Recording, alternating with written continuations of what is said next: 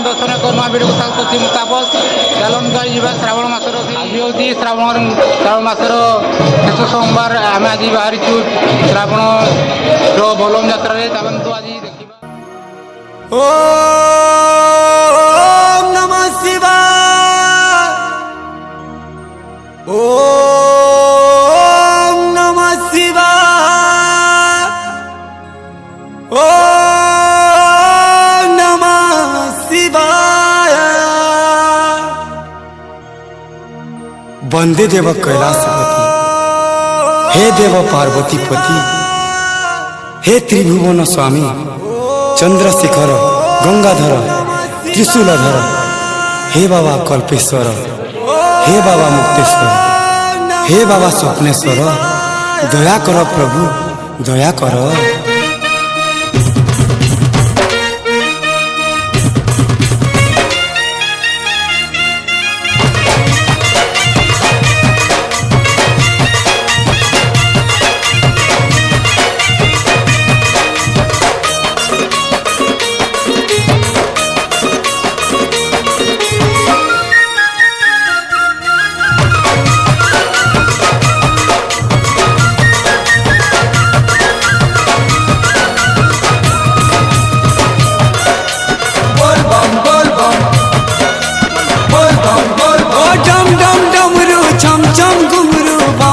बोले बोले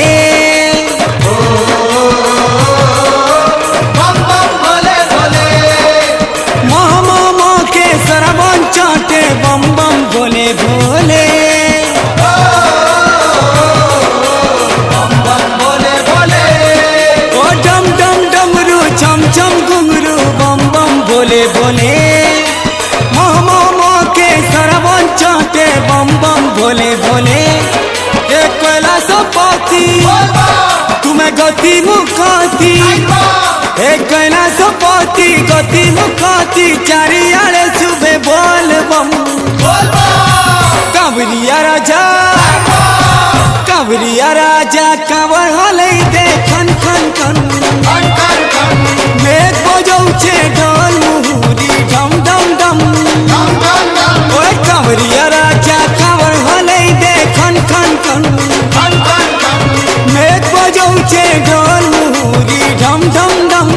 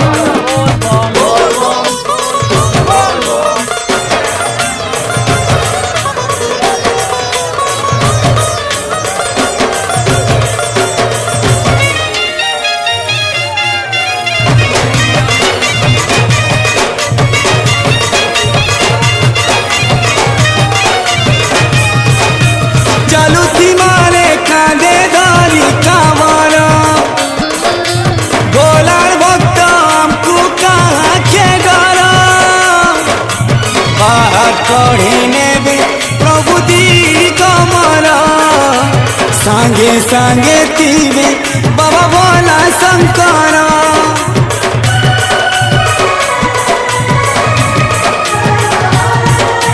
चलू तीमारे खाने दारी कांवर, भोला भक्त हमको कहाँ के डरा, बाहर चढ़े नेबे प्रभु दी कमर, सांगे सांगे तीवे प्रभु भोला शंकर, पापता पहरी नेसी तार पासे शरण देसी, मनर कथा जानी करी तार दया ढाली देसी, हे कैलासपति तुम्हें गति मुकाती, हे कैलासपति गति मुकाती, चारिदिके सुबह बोल बम। कांवरिया राजा कांवरिया